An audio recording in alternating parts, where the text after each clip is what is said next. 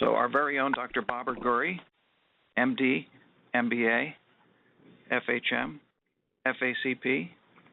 Dr. Ghauri's practice of medicine has been the basis of a unique livelihood in healthcare, parlaying diverse experiences and training in hospital medicine, medical informatics, medical education, including simulation medicine, and patient safety and quality into multiple roles in transformative leadership. Babar's collaborative and energetic approach to formulating solutions fuels his unwavering entrepreneurial spirit and is well supported by his aptitude for using technology to improve outcomes. For Babar, every moment of his free time is spent attempting to eat healthy foods, traveling, watching movies, and playing sports with his growing family. Babar serves as the East Division System CMIO for Trinity Health. He is also the Chief Medical Information Officer at St. Mary Medical Center in Langhorne, PA. He is the Clinical Assistant Professor of Medicine at Drexel University College of Medicine. So it's my great pleasure, and without further ado, reminding you to mute and never hold, I'm going to introduce our own Dr. Babar Ghauri, and his presentation is entitled, Middlemen Beware. Blockchain enables the creation of a decision meritocracy. Lots of big words in there. So, Babar, all yours. Take it away. Bob, always a pleasure. Thank you so much for the introduction. And really have been looking forward to this day to share the little bit that I know about blockchain with this esteemed group. I just want to remind everybody that the chat box is open. Use your chat in the WebEx to ask questions. I'm afraid that there's so much material here today that we should probably reserve the questions till the end, but if you put them in the chat box, I'm hoping Bob or Joanne can keep an eye on that and keep a tab of all the questions. So we're here today to discuss blockchain and specifically how it enables decision meritocracy, and I apologize for the title. You know, I hate when scholarly types create fancy titles like this. But I'm hoping by the end of this presentation, you'll agree that this title is actually appropriate. I didn't know what the decision meritocracy was either until I kind of was preparing this talk. It's a really tough subject. We have a very daunting task today. I'm going to need a lot of help. We're going to get a couple of TED Talkers and a couple of YouTubers to help us out. And Bob, I'm hoping that you might help us out with some of the audience participation questions here. I was thinking about doing a poll, but then realized that there's so much content that would just take up a lot of time. And really the focus today is not on the tech. You know, as much as I'd like to focus on the technology, it's really about the why and the possibilities and not necessarily the how. So please indulge me through this first 10 minutes or so. This might be a view that you may not be used to seeing on blockchain or just in general.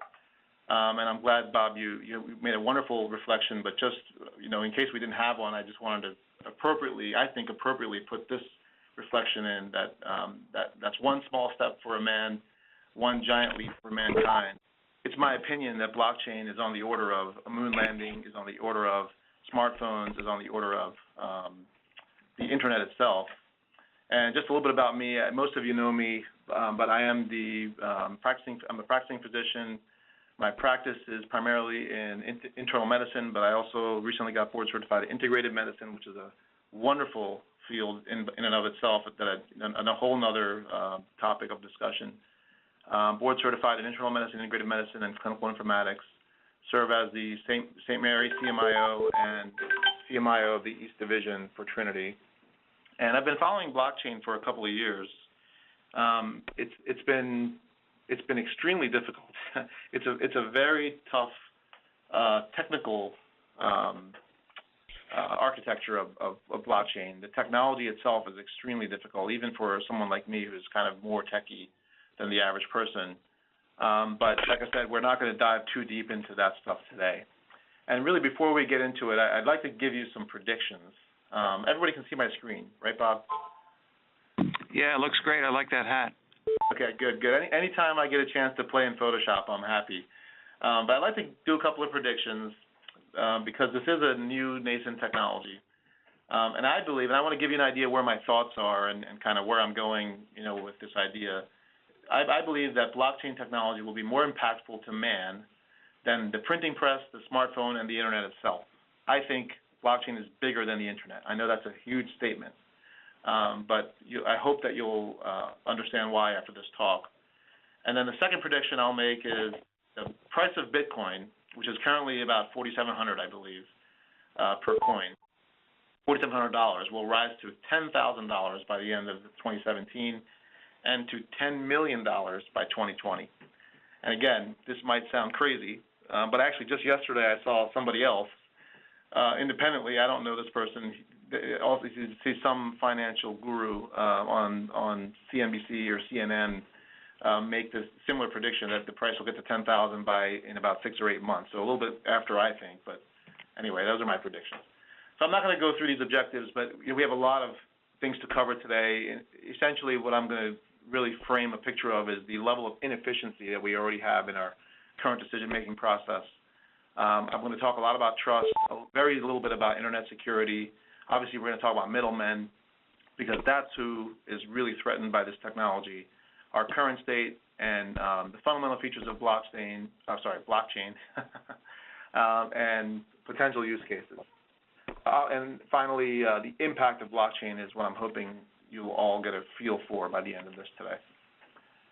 So how do you introduce what you believe is the most important invention of all time? We have, how often do you see agreement between such disparate entities? So for example, on the one hand, you have the dark web, which is a collection of kind of quote-unquote bad people, right? They use Bitcoin, and Bitcoin, as probably you all know, is the kind of premier application of blockchain. And then you also have global charity groups like UNICEF, using Bitcoin and blockchain applications. Everybody seems to agree that it's a useful technology, and that doesn't happen very often. So opinions about blockchain technology are really all over the place. A question for you, Bob, just to kind of kick things off. How can you lift an elephant with one hand? I've seen it done in a magic show, and I'm sure there was something going on behind the curtain that we couldn't see. So that's my answer. Well, I'm glad you took the question so literally. But the truth is, it's really not a fair question, because it would be too hard to find an elephant with one hand. These are usually what we call the difficult questions. But the reason I bring this up is that the obvious answers are not always so obvious, right? And there is inefficiency in the way we seek answers just in general. Another example of this is in breeding superchickens. And this is a story told by Margaret Heffernan. I'm going to put a video of her on in a second, but it's regarding a simple question: how do we breed the most productive chickens? It's a simple question. And like I said, Margaret does a much better job than I do in telling the story. So it's only a minute or so clip that I'll play for you here, and I hope this works. An evolutionary biologist at Purdue University named William Muir studied chickens. He was interested in productivity. I think it's something that concerns all of us. But it's easy to measure in chickens because you just count the eggs. He wanted to know what could make his chickens more productive, so he devised a beautiful experiment. Chickens live in groups, so first of all he selected just an average flock, and he let it alone for 6 generations. But then he created a second group of the individually most productive chickens. You could call them super chickens. And he put them together in a super flock. And each generation he selected only the most productive for breeding. After 6 generations had passed, what did he find? Well, the first group, the average group, was doing just fine. They were all plump and fully feathered, and egg production had increased dramatically. What about the second group? Well, all but 3 were dead. They'd pecked the rest to death. The individually productive chickens had only achieved their success by suppressing the productivity of the rest. So again, this was a seemingly obvious question. You take the most productive chickens and they'll give you the most eggs. But through the story, we all realize that this is why we do research, right? As scientists, we're all blessed with the ability to experience and to never assume. We're blessed with that. We don't always do that. And we always want to test the null hypothesis, right? So that's what we're trained to do as scientists.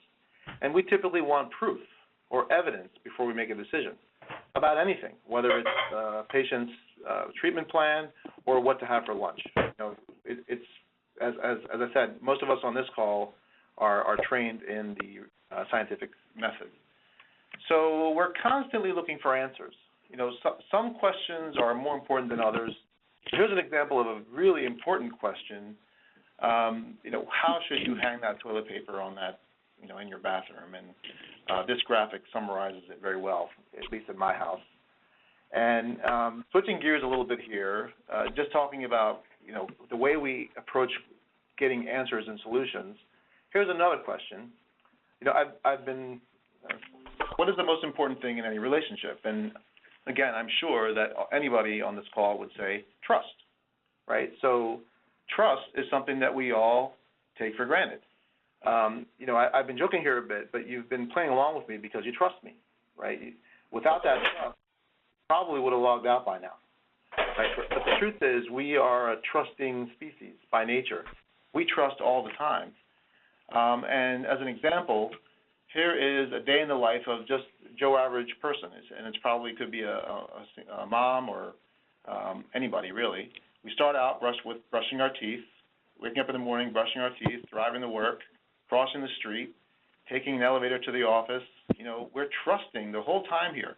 We're trusting that when we brush our teeth, the toothpaste that we're using has passed all kinds of standards and testing and is appropriate for us to use. Driving to work, we assume that everybody on the road has a license, and we trust that the traffic lights are going to work and that the roads are built properly, and et cetera. And I can go through this whole thing, but I won't. But the point here is that we're constantly trusting each other, and we're constantly trusting these entities that make up our world. Just one here with an ATM, we assume that the money that we put into a bank is going to be available at that ATM machine, and that there's going to be enough cash in the ATM for us to either get it out, or if we're putting cash into it, that it will actually end up in our account one day. So we inherently trust all the time, and even on a daily basis. And so as we search for answers, we form many, many relationships, and they're all different types. There's personal relationships, professional relationships, spiritual, emotional, and then now we have this new type of relationship called digital. So all of our online activity is through this digital relationship that we have with LinkedIn or Facebook or Gmail or everything that we use online. And just like we do in real life, and especially in the hospital setting, we look to experts and other entities for support. We look to designated and situational experts, primarily based on our trust level. So if I needed to do any type of, if I had a question about something related to transfusion, Bob Moser is my first, call. I trust his opinion and his judgment, and whether it's a patient or it's an administrative issue, I know exactly what I need to do, and we all have, the go-to people for all of these types of questions. And so trust is manufactured, and we actually manufacture it ourselves in most cases. The fact that we're all on this call creates a certain amount of trust between all of us. I know that we're all, for example, either associated with Trinity or employees of Trinity, and so I can expect, a certain level of performance or response or behavior or character just by that fact alone. And so the point here is that, we are always trusting each other.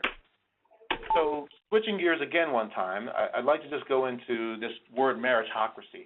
And to understand what this word means, and you probably all know what it means already, but I didn't, or I didn't know it well at least. And so you have to understand these other couple of these terms first. An autocracy is a system of government by one person with absolute power, right? And these are all kind of systems of decision making. A democracy, we all know, is where all people are equal and all voices are equal, and it's really a majority rules approach, and that's obviously where we live in the United States. A meritocracy sounds really good, but it actually takes quite a bit of social infrastructure to be able to pull this off effectively. And the reason is that it's a system which rewards talent and hard work. So we like to think that the leaders in an organization, the ones, which is us, by the way, each of our RHMs as well as the system office, we like to believe that these leaders are the most talented and hardworking people in the organization. But that's not necessarily always true, or it may be true, Wednesday, but Thursday it may not be true. So wouldn't it be great if every minute of every day, every decision that was being made was by the people that had the most merit?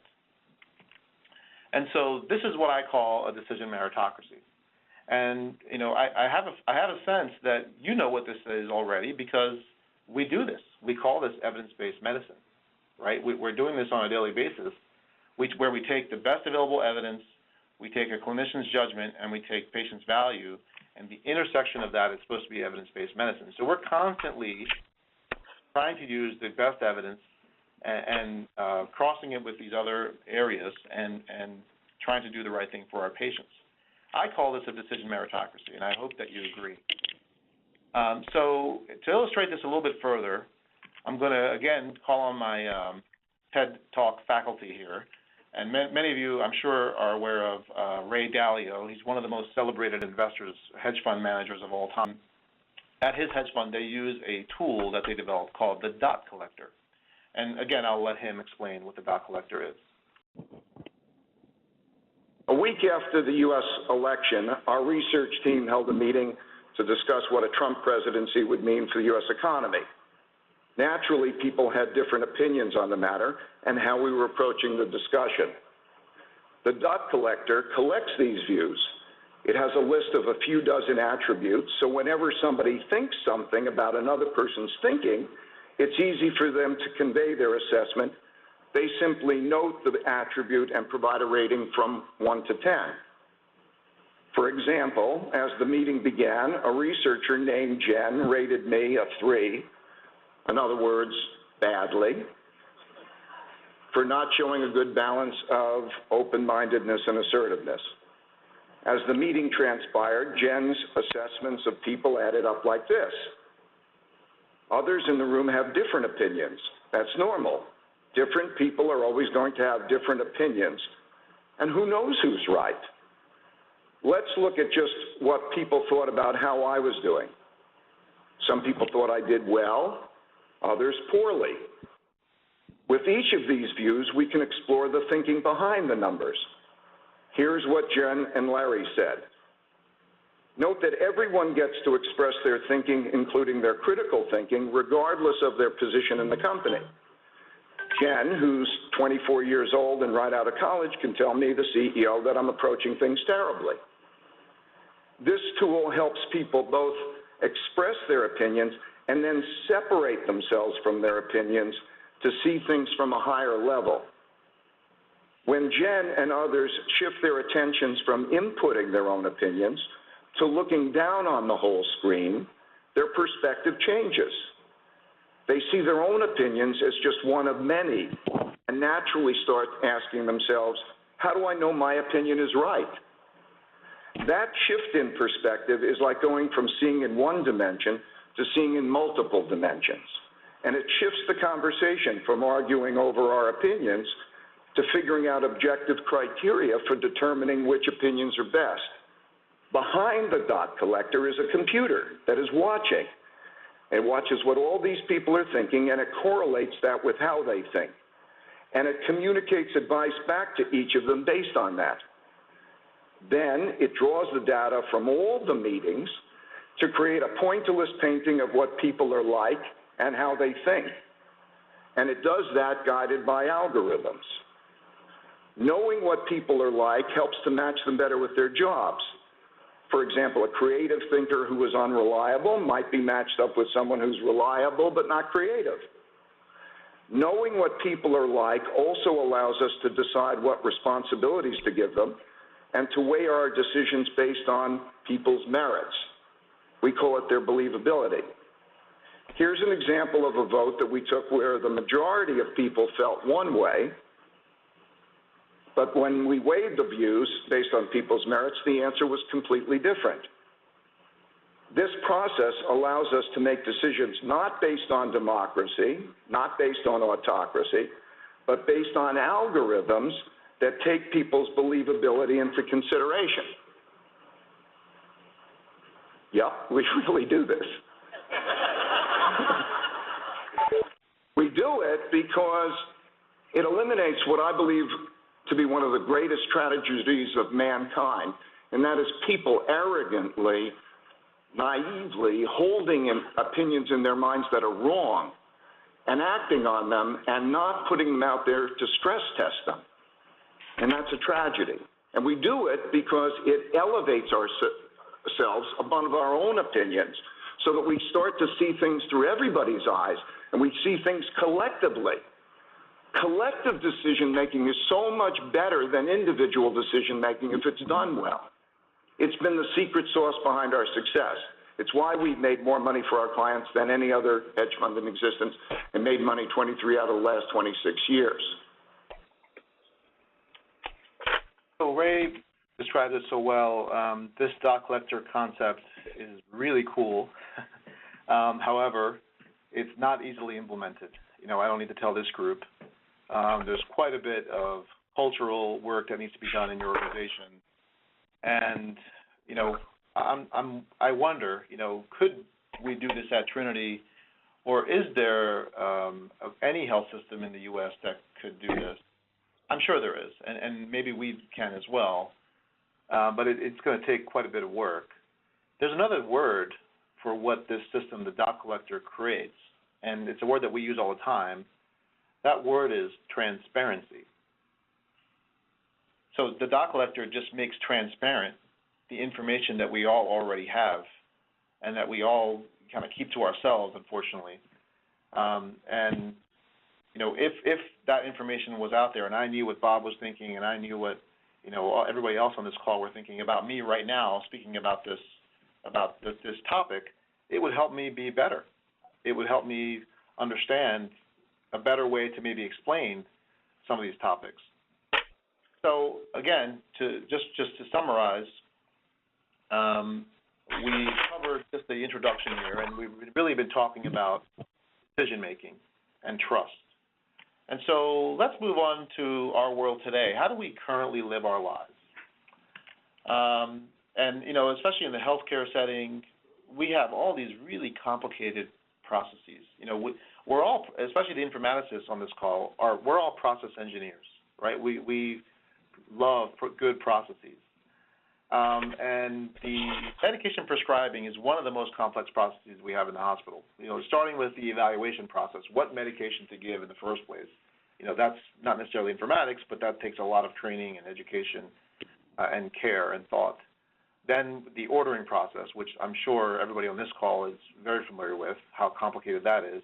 The procurement process, the delivering of the medication to the patient at the bedside, and then afterwards managing the side effects and, you know, the untowardly effects of the medication.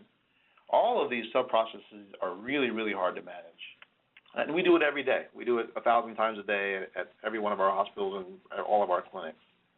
Credentialing, and this one is near and dear to me, and anyone else that works anywhere near a medical staff office will know this very well, that, you know, we spend a lot of time, money, and energy on credentialing. You know, a doc comes in, they're a good person, they have a great track record, but we need to go through our work of verifying that doc is, first of all, a doc in the first place, that they got their training at accredited, you know, places, and, you know, did quality work where they came from, and verifying all their sources and their references. This whole process takes 4 to 6 to 8 weeks, and sometimes longer.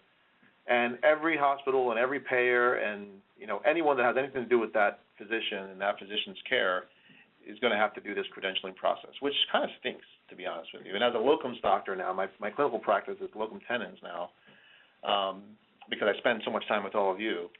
I have to do this all the time. Like every 1 or 2 or 3 months, I'm being credentialed at a new hospital. So it's really tedious and a lot of inefficiency.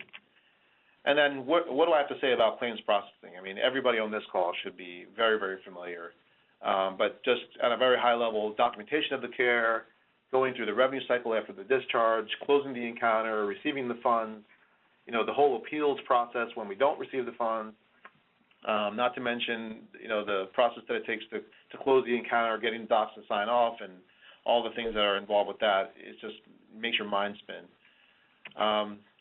We live in a complex world, and unfortunately, we've kind of made this world very complex, and there's good reasons why we've made it that way.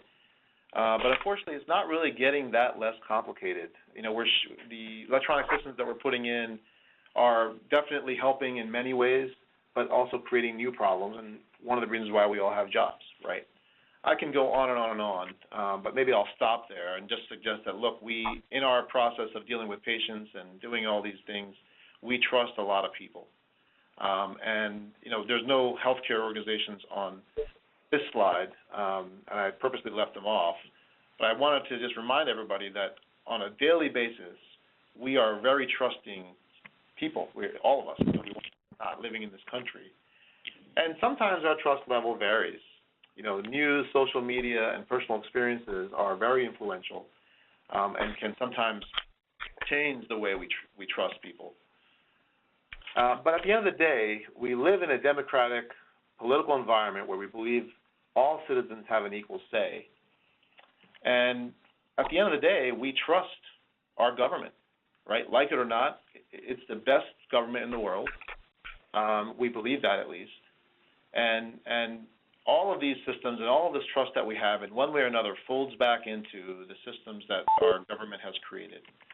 But even our government, our forefathers were smart enough to know that they didn't know everything. So like most of us, even they had faith that there was some higher power that would help them fill any gaps that may have been created in their design of our democracy. And they also put prominently on pretty much all of our symbols of our country, in God we trust. And, being at a faith-based organization, I know this resonates with the majority of us on the call here today. So their faith allowed them to trust. In other words, their faith manufactured their trust. So going all the way back to our original question, trust is the fundamental currency of commerce, relationships, and transactions. But what if we were able to put our faith away and create this trust with technology? Something that cannot be wrong, something where anyone can go back on their own to verify where a given decision or transaction originated from. This is exactly what blockchain does. It provides something called a trustless consensus. And I won't go into that because that's a very technical thing, but essentially it does this through an idea that really is at the heart of blockchain called proof of work. And in summary, this proof of work concept allows anybody that's on the blockchain to verify the transactions that have led up to whatever decision they're trying to evaluate. And again, this proof of work and trustless consensus, these concepts are a whole nother, hours long, or maybe a whole conference worth of discussion. So I'll kind of just touch on that for now. But just changing gears one more time here, we're building a couple of concepts here. Having said all of what we've already said, I want to pose one more question. What is the biggest problem with the internet? And I would ask Preston or Steve, Tui, or others. But thankfully, I don't really have to lay this one out for the group. This idea should have unanimous agreement by everybody in this audience. It's security, right? No matter what we think about the internet. I mean, the internet obviously has amazing impact on our society, but our data is really not secure. We think it is, we like to believe it is, and we do the best we can to secure it, but there are people out there that can get to our data, whether we want them to or not. So this is a huge problem with the internet, and the next iteration of the internet is going to have to solve this problem for us to really achieve the success that we can. So in summary, a decision meritocracy is not easily implemented. Trust is fundamentally needed for efficiency and optimal performance, i.e. to create value, right? That's a kind of a buzzword in healthcare. And the internet is inherently insecure, right? So if you're with me on these three concepts, you'll really understand the role of blockchain in fixing or providing solutions to these things. All right, so anytime I get to play with Camtasia or Adobe Photoshop, I'm happy. So here is the money question today. What is the blockchain? Again, it's a very complicated technology, but let me just read you this definition. This is the formal definition of it. A blockchain is an immutable, publicly available, decentralized, distributed ledger that records transactions that can be verified by anyone in the blockchain community. It's got these features, being decentralized, immutable, it's secure. I'd like to just really briefly touch on what these mean. In other words, blockchain is really just a huge database that can be read anytime, can only be addended, which is what that word immutable means, is managed by nodes, which is manned by miners, and we're going to talk about that in a second. And these miners are incentivized by some type of cryptocurrency, which again we'll review in a few slides.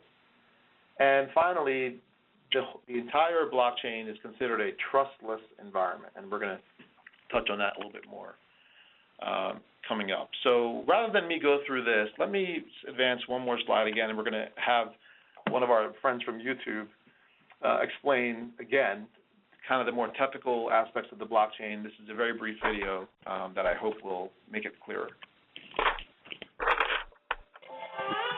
It's a technology called blockchain, a global online database that anyone, anywhere with an internet connection can use. Unlike traditional databases, which are owned by central figures like banks and governments, a blockchain doesn't belong to anyone. And with an entire network looking after it, cheating the system by faking documents, transactions, and other information becomes near impossible. Here's how it works. Blockchains store information permanently across a network of personal computers. This not only decentralizes the information, but distributes it too. So how can a multi-purpose online database whose users include criminals work for everyday use? How does it stay relatively hack-proof? The answer is blockchain's millions of users. They make it difficult for any one person to take down the network or corrupt it. The many people who run the system use their own personal computers to hold bundles of records submitted by others. The records are known as blocks. Each block has a timestamp and a link to a previous block, forming a chronological chain. It's like a giant Google Doc with one key difference. You can view it and add to it, but you can't change the information that's already there. The blockchain enforces this by using a form of math called cryptography, which means records can't be counterfeited or altered by someone else. So I hope that was a little bit clearer, but essentially the blockchains, to me, the biggest feature of blockchain is the security. And the cool thing about it is that it's not using this new type of security. This is all security practice that exists already. The difference is in what the gentleman said about millions of other nodes being on the system, whereas in the past, hackers would have 2 or 3 or 4 points where they could intervene or insert themselves into a transaction. And with blockchain, they have to do that with all of the computers that are on the network. So if there are 1 billion blockchain miners or nodes, we call them, on the blockchain, they have to hack all 1 billion of those computers at the same time.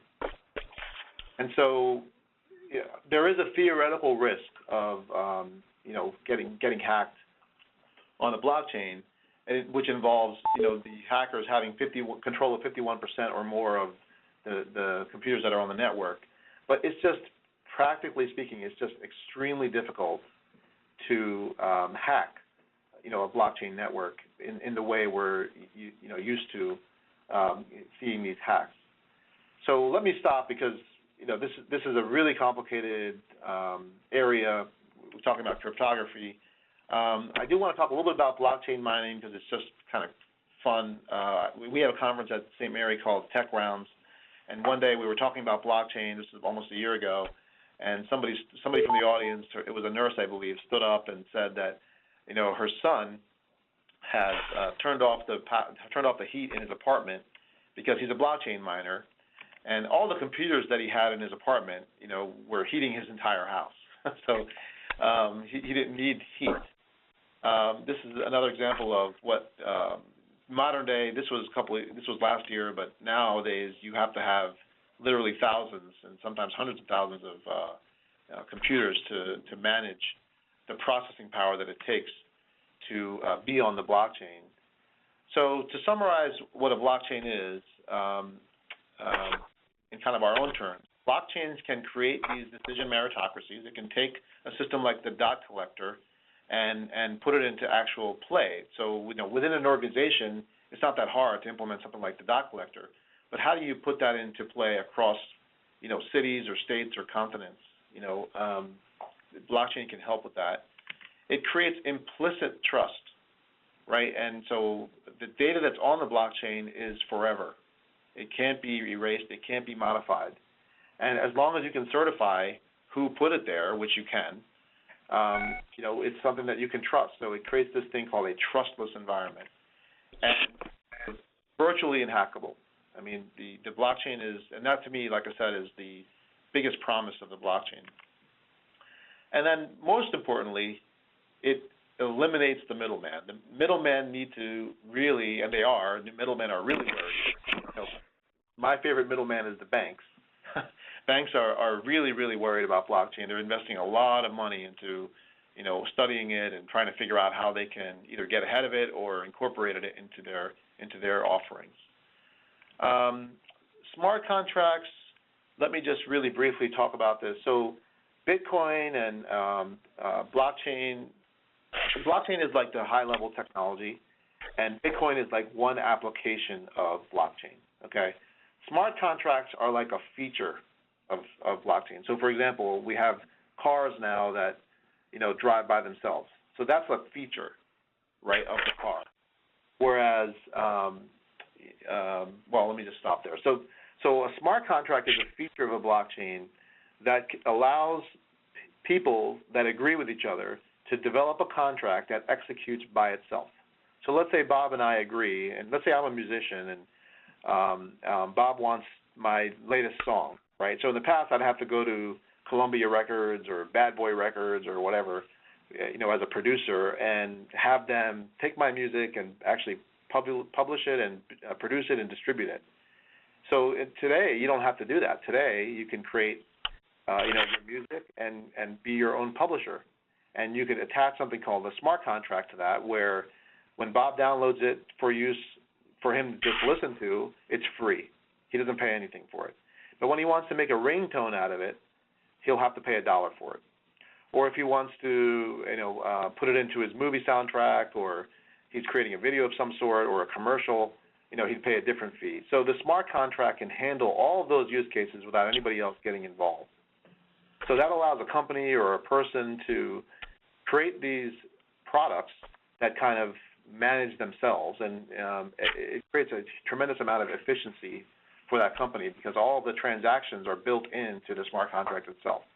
And for more information about this, just look online. There's plenty of YouTube videos and lots of resources on how to understand smart contracts. But smart contracts are not perfect yet, and definitely are, if blockchain is hackable, this is the place. So the systems that use smart contracts still are vulnerable, if that code is not up to speed. For the geeks, just really, really quickly, there are two types of blockchains. You can have a public blockchain, which is like Bitcoin, and then you can have private blockchains, which could be a blockchain within your organization or within your department, or even within your group of friends or whatever. And maybe that's all I'll say about that. But the processing power to put one block on the blockchain, this is worth talking about. It's a lot of processing power. As I said before, my friend's son, he turned off the heat to his house or to his apartment. The amount of processing power it takes to put one block on the blockchain is 100x, where X is all of the processing power of Google. So think of all of the computers that Google has to serve us, and to put one block on the blockchain is 100 times that processing power. So, and that's why these miners have to have entire warehouses full of computers nowadays to be able to compete with each other to put these blocks on the blockchain. Another really compelling idea, and we're going to start talking about Bitcoin in a second, is let's say I wanted to send Bob an email. In today's world, I have to call up Google, I have to write my message and call up Google and say, Google, will you please send this message to Bob? And Google will say yes, and it'll call Trinity, or it'll call Hotmail, or it'll call maybe Comcast, whoever Bob has his email address with, and say, look, I have this message from Bobber, will you take it? And AOL takes it and then serves it up to Bob. So Bob reads the message and he might respond, and the whole process goes through again. The problem with that process is that, yes, Bob and I have exchanged emails, but Google and AOL and whoever else was involved in the middle have a copy of that message that I sent to Bob. And most of us don't care. We're like, fine, you have a copy of it, you can use it. And by the way, they use it, right? Google is not a search engine, right? Google is an advertising company. That was their plan from the beginning, right? And so a lot of people are taking real offense and are changing the way they use the internet and the way they subscribe to different services. So take that example again now with money. So we can use cash. If I wanted to pay Bob $10, I could walk up to him and hand him a $10 bill. He would hand me, a Hershey's bar, and he'd go on his way, I'd go on my way. That Hershey bar, I can guarantee you, was worth $10 because I don't really eat Hershey bars that much anymore. But I don't need to know his name. He don't need to know my name, and everybody's happy. But how do you do that on the internet, right? So on the internet, we have to get PNC or PayPal or Venmo involved, and these third parties are managing that transaction. They're essentially loaning us $10 while the $10 that we send them, it clears. And because we all trust each other, generally it works out, and the few people that are not good actors, these companies take a loss on those transactions. But with cryptocurrency, and what is cryptocurrency? It's really not that different than what we're used to seeing, dollars or gold or the yen, diamonds, the euro. It's just another type of currency. It enables the exchange of value, and Bitcoin, although is the most famous blockchain app, Ethereum and Litecoin are others that are emerging, becoming really popular. But think of all these three things, Bitcoin, Ethereum, and Litecoin, as the franc, the euro, and a gold nugget or a barrel of oil. Like, all these things have value, right? And to the naysayers that are out there, Bitcoin has gotten a lot of attention. It's earlier this year in January, it's kind of when I started buying it. It was $600 for one Bitcoin, and yesterday it was $4,700. What stock has done that, or what investment increases by 10 times almost in a few months? And some people are saying it's a bubble, but to what I say to those people is that there are 6.5 billion people on Earth without a bank account. And so all of those people love Bitcoin, and UNICEF loves Bitcoin, and unfortunately the dark web is also powered by Bitcoin. But I like to think that Bitcoin is doing more good than harm. And I like to forget about the dollar as well, by the way. And just really briefly, how do I use Bitcoin? And as a matter of fact, in my dealings, I've actually paid some people with Bitcoin. Some of my vendors that I deal with, I said, would you take Bitcoin? And they said yes, right? And that works out great for me because I bought the Bitcoin at $600, and I'm paying them at a value of $4,000 or $5,000 almost now. So it's actually, I'm saving a lot of money by paying people in Bitcoin. And basically what you have to do is that when you want to get paid, you have to open up your app. It generates a code, that scan code there. And I scan that code and put in the amount of money that I want to pay, and that transaction gets written to the blockchain and shows up in the other person's blockchain application, a Bitcoin application, whatever it is. They can use whatever application they want. They don't have to download Venmo or PayPal or whatever else I had in my previous life to pay him or her. They can use any Bitcoin app. because it's ubiquitous. And there's many hundreds now out there. There's lots and lots of apps that do this. All right, so let's get now to, and we're short on time here, so I'm going to kind of fly through the use cases a little bit. We can pause for questions later. But basically, how will blockchain be used? And let's start really briefly with the non-healthcare use cases. Cash, we've kind of talked about. Identity, I'm hoping that kind of makes sense. I mean, wouldn't it be great, rather than have 500 different, identities, I have an identity for my Google account and my Microsoft account and my Facebook account and my LinkedIn account, and we all have probably hundreds of identities now. When we shop at these little retailers, they all want us to create a new identity with them. With blockchain, you wouldn't have to do that. You'd have one identity that would link back.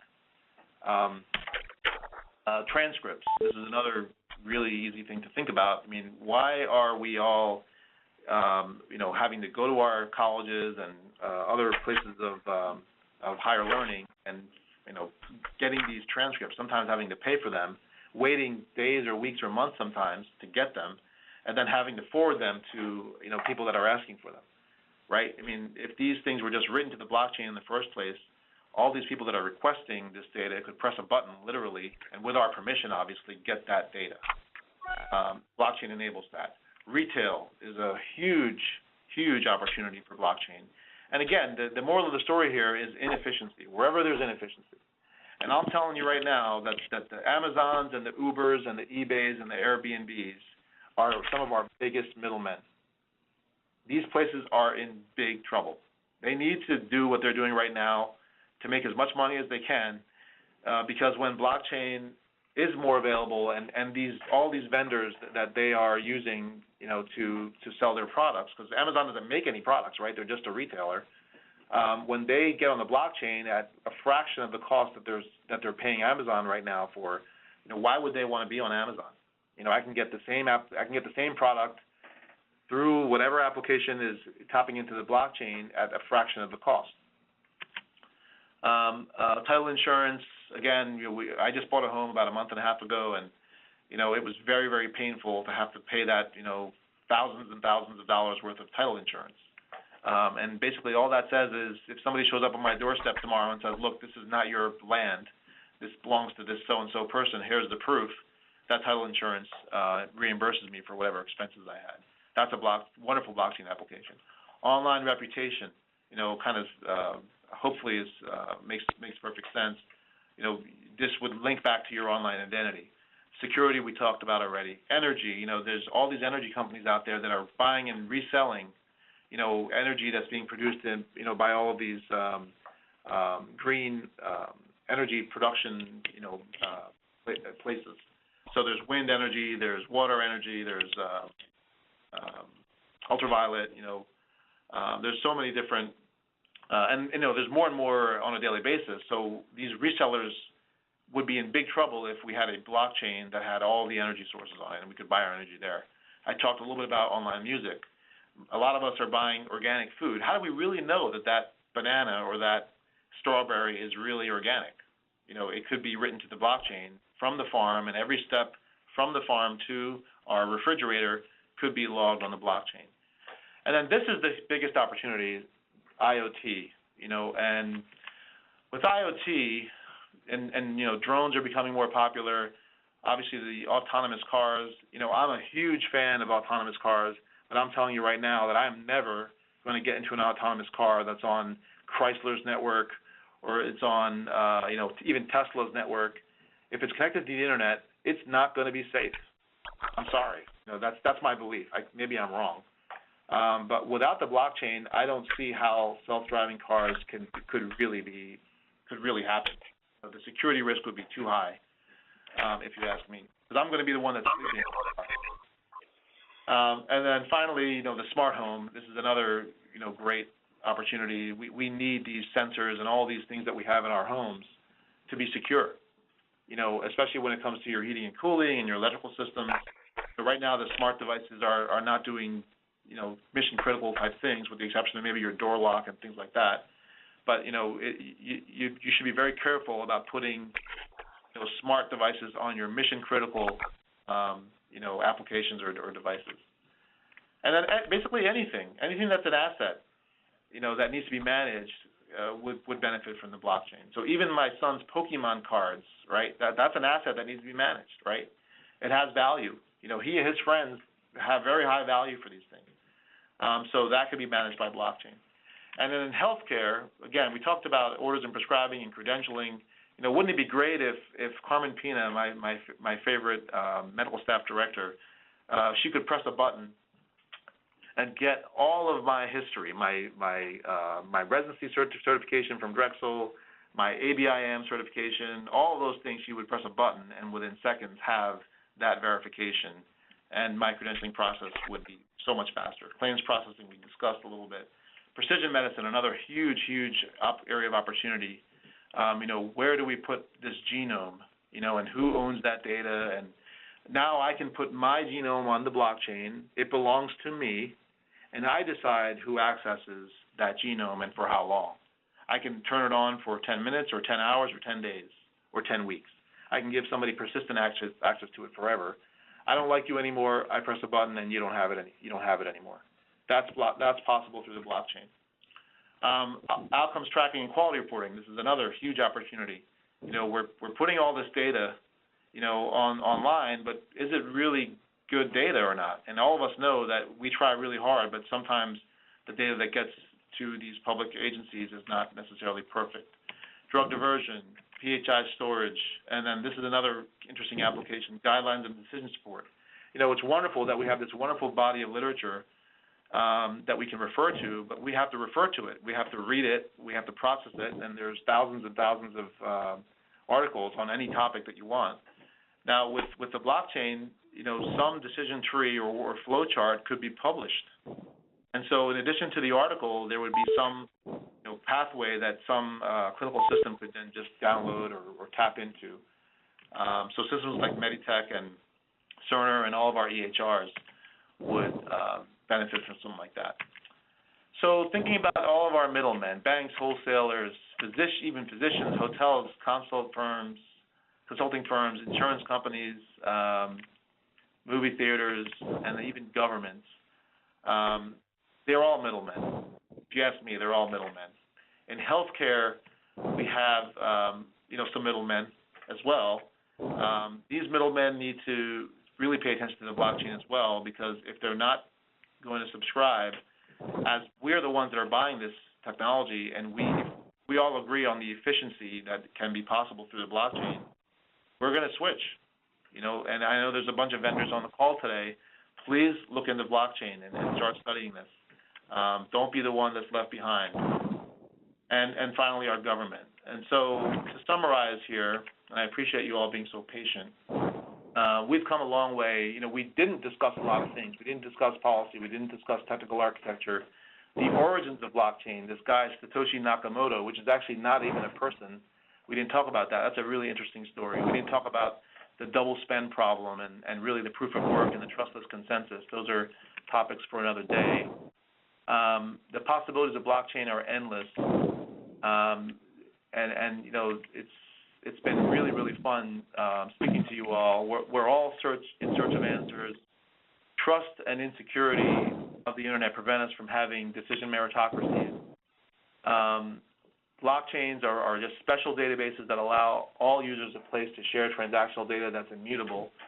Cryptocurrencies incentivize blockchain miners to compete to do the work of adding blocks to the blockchain. There's a tremendous number of use cases in blockchain in and outside of the healthcare space. I invite you to explore blockchain more closely. I think you'll find that it's much more than just a fancy database. More than any of its disruptive predecessors, it has the capacity to remove much of the inefficiency that's in our decision-making processes and really create an unparalleled level of trust, you know, throughout the universe.